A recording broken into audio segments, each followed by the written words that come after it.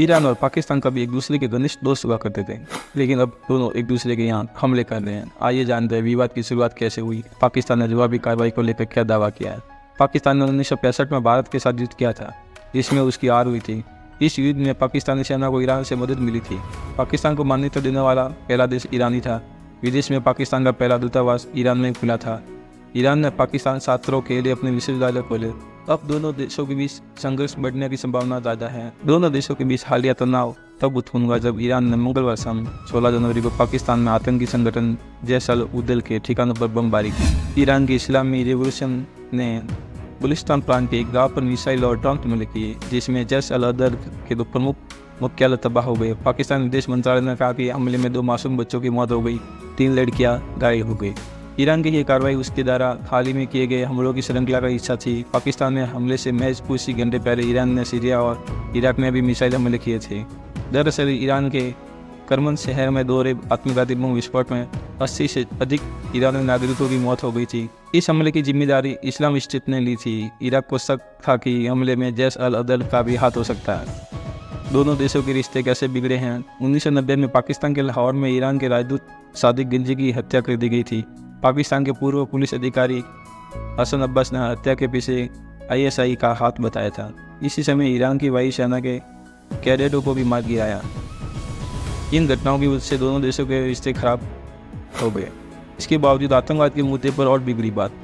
कभी दोस्त रहे देशों के बीच आतंकवाद ने भी एक बड़ी खाई पैदा की। ईरान और पाकिस्तान एक दूसरे पर आरोप लगाते हैं कि कुछ उग्रवादी समूह लगातार सीमा पार आतंकवाद में लिप्त हैं। ऐसा ही एक समूह जुंदाला हुआ करता था। इस आतंकवादी संगठन के नेता को 2010 में ईरान में फांसी दी गई थी। तब से संगठन के सदस्य जैश-अल-उदल सहित कई अलग अलग नामों से आतंकी कृत्यों को अंजाम दे रहे थे। जैश-अल-उदल संगठन ईरान के दक्षिणी पूर्व प्रांत सिस्तान बलूचिस्तान में सक्रिय है। सिस्तान बलूचिस्तान प्रांत की स्वतंत्रता के लिए लड़ने का दावा करने वाले इस गुट ने पिछले कुछ वर्षों में ईरानी सुरक्षा बलों पर कई हमले किए। मंगलवार को ईरान सेना ने इसी संगठन के ठिकानों पर एयर स्ट्राइक की है।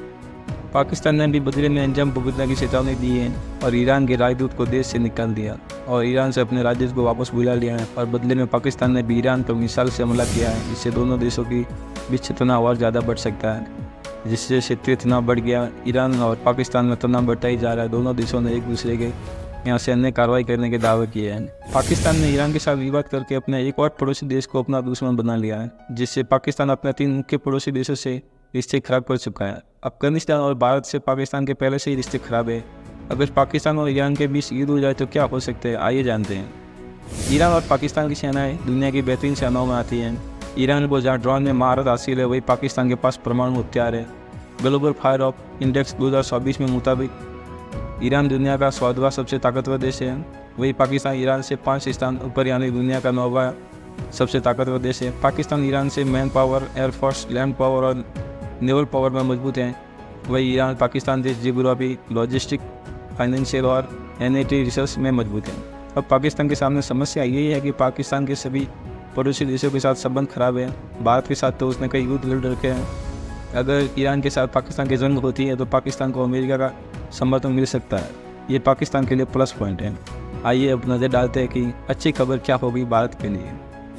अगर पाकिस्तान और ईरान के बीच युद्ध होता है, भारत के लिए अच्छी खबर ये होगी कि पाकिस्तान की आर्थिक तंगी और अन्य कारणों से POK पाकिस्तान के हाथ से निकल सकता है और भारत को इससे फ़ायदा हो सकता है।